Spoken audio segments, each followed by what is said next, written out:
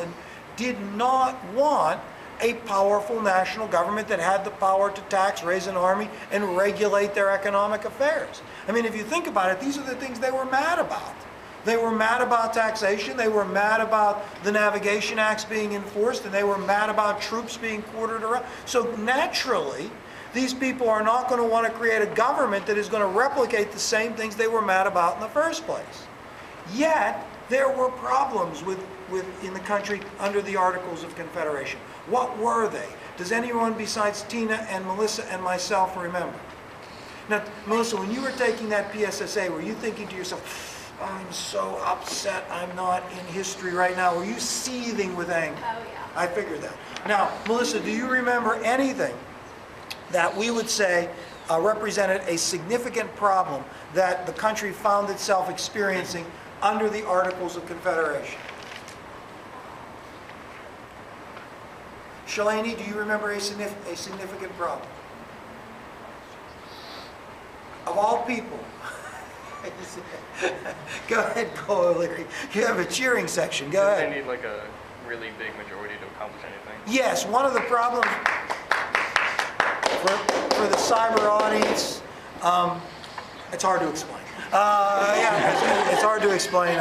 You have to be in Western Pennsylvania, Monroeville. It's an insight.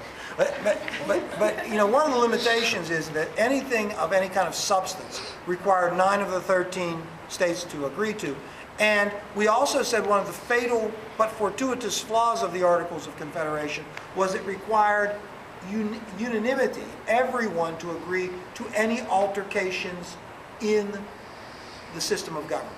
So the articles themselves could not be amended unless everyone agreed to amend it. Now, I would say the fundamental problems under the Articles of Confederation were the purposeful areas that were left out. Congress could not pay its bills, right? You know, Congress had accumulated debts during the Revolution. There were bonds that were, you know, outstanding, and people expected payments. There were foreign countries that expected payments. The only means of revenue that Congress had was to basically demand that the states pay dues, which they didn't. And so they couldn't pay their bills. Nor could Congress kind of enforce any kind of action. You know, the British refused to evacuate their Northwest forts. I mean, the British remained on U.S. soil. They wouldn't leave. And Congress couldn't do anything because they couldn't pay their military, so they couldn't raise an army to force them out. And we said individual states had different currency, they charged each other tariffs, trade was a mess, and Congress was unable to sort of do anything to reconcile this. We said that things degenerated to the point where there were some people that said, look, if we don't take some action to strengthen the power of the national government, this whole thing is going to disintegrate into chaos, quarreling, fighting amongst ourselves, the British coming back, and the Republican experiment will disintegrate before it really even starts. Now, one thing, right? Although under the Articles of Confederation there were problems, there was also some success. And most of the success is kind of attributed to the admission of additional states into the Union, the Northwest Ordinance.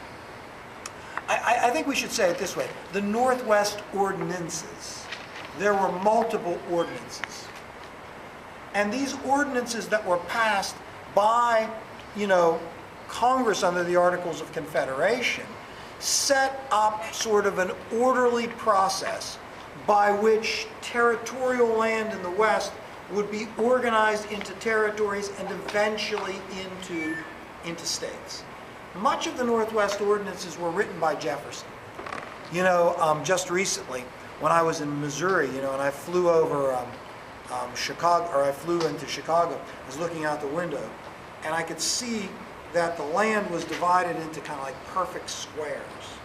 And I thought about, that was part of the Northwest Ordinance, that they blocked these lands out, sort of an orderly means to organize territory.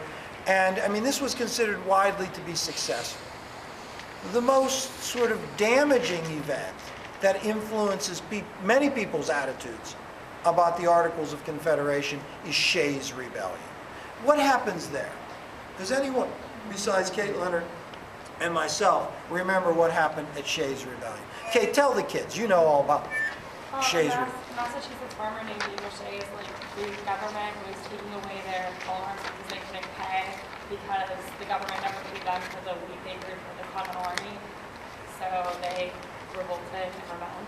Oh, so you are saying that Shays was from Western Massachusetts and that Daniel Shays was a veteran, you are saying, dear Kate, of the Revolutionary War, who went back to Western Massachusetts after the Revolution, hoping to collect a pension from the government, hoping to be able to farm effectively, and he was not able to do so.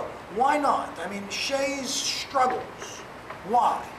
What's the problem that Shay encounters, and others like him in Western Massachusetts? What's the problem? Yes? What if they'd be under debts and then they'd get put in prison when they couldn't pay off their debts? They couldn't pay off their debts. I mean, many of them were veterans, and the national government wasn't making good on their obligations. You know, they were being taxed by the states, right? Hard currency was flowing away. They wanted soft money to enable them to pay their debts. They were being foreclosed upon. And when they tried to appeal to the state government, they were underrepresented.